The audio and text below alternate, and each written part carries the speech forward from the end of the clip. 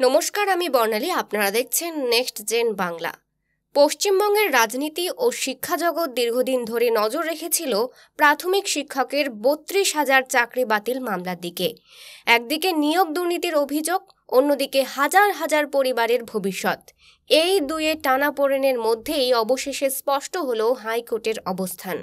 বিচারপতি তপব্রত চক্রবর্তী ও বিচারপতি ঋতব্রত কুমার মিত্রের ডিভিশন বেঞ্চ একক বেঞ্চের পূর্ববর্তী রায় বাতিল করে জানিয়ে দিল, সব নিয়োগে অনিয়ম প্রমাণিত না হলে সমগ্র প্যানেল বাতিল করা যায় না। সেই সূত্রে বহাল রইল ৩২,০০০ শিক্ষক শিক্ষিকার চাকরি। এই রায় যেন দীর্ঘ অনিশ্চয়তার অবসান। কারণ ২০১৬ সালের প্রাথমিক শিক্ষক নিয়োগকে কেন্দ্র করে অভিযোগ উঠেছিল, মেধা তালিকা, ইন্টারভিউ ও প্যানেল তৈরির নানা ধাপে অনিয়ম হয়েছে। তৎকালীন বিচারপতি অভিজিৎ গঙ্গোপাধ্যায় এই অভিযোগের ভিত্তিতে ২০২৩ সালে প্রশিক্ষণহীন প্রায় ৩২,০০০ শিক্ষকের চাকরি বাতিলের নির্দেশ দিয়েছিলেন। তার মতে, নিয়োগ প্রক্রিয়ায় বহু জায়গায় বেআইনি হস্তক্ষেপ ছিল, যার ফলে প্যানেলের বিশ্বাসযোগ্যতা নষ্ট হয়েছে। সেই রায়ের নির্দেশ দেওয়া হয়েছিল যে চাকরি বাতিল হলেও শিক্ষকেরা স্কুলে যাবেন এবং ৩ মাসের মধ্যে নতুন করে নিয়োগ প্রক্রিয়া শুরু করতে হবে।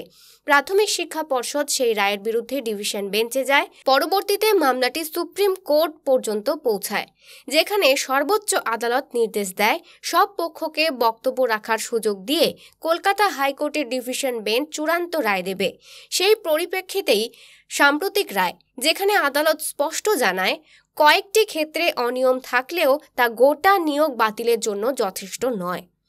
৯ বছর ধরে চাকরি করে আসা এত সংখ্যক শিক্ষককে একসাথে সরিয়ে দিলে শিক্ষা ব্যবস্থায় অস্থিরতা তৈরি হতো এবং তার প্রভাব পড়ত পড়ুয়া এবং পরিবারের ওপর। তবে প্রশ্ন থেকে যাচ্ছে, আদালতের যুক্তি অনুযায়ী অনিয়ম কিছু ক্ষেত্রে প্রমাণিত, তাহলে সেই নির্দিষ্ট অনিয়মগুলো সংশোধন বা দায় নির্ধারণের প্রক্রিয়া কোথায় গিয়ে দাঁড়ালো? যদি ইলেকশন কমিটি থেকে প্যানেল তৈরির ক্ষেত্রে প্রকৃত ত্রুটি থাকে, তাহলে ভবিষ্যতে নিয়োগ ব্যবস্থা কতটা সুরক্ষিত?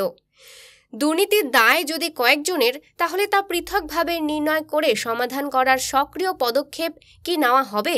বছরের পর বছর তৈরি হওয়া এই ধুলোঝড়ের পর পরিষ্কার বোঝা গেল, চাকরি বাতিলের সিদ্ধান্ত যেমন তড়িঘড়ি করা ঠিক নয়, তেমনি নিয়োগ প্রক্রিয়ায় গাণিতিক ন্যায় বিচারও নিশ্চিত করতে হবে। এই রায় একটি দীর্ঘ অনিশ্চয়তার ইতি টেনে দিল বটে, কিন্তু নিয়োগ ব্যবস্থায় স্বচ্ছতা, দায়বদ্ধতা ও ভবিষ্যতের সংস্কারের প্রশ্ন এখনও অমীমাংসিত। চাকরি রক্ষা পেলেও প্রকৃত সমাধান এখনও অপেক্ষা করছে নিয়োগ প্রক্রিয়াকে দুর্নীতিমুক্ত, স্বচ্ছ ও বিচারযোগ্য করে তোলার। শিক্ষা ব্যবস্থার ভিত্তি শুধু আদালতের রায় নয়, বরং ন্যায়সঙ্গত প্রশাসনিক প্রক্রিয়ায় গড়ে ওঠে। আজকের আলোচনা এ পর্যন্তই। দেখা হবে আরও একটি নতুন ভিডিওতে। চ্যানেলে নতুন হলে চ্যানেলটি সাবস্ক্রাইব করে পাশে থাকবেন। ধন্যবাদ।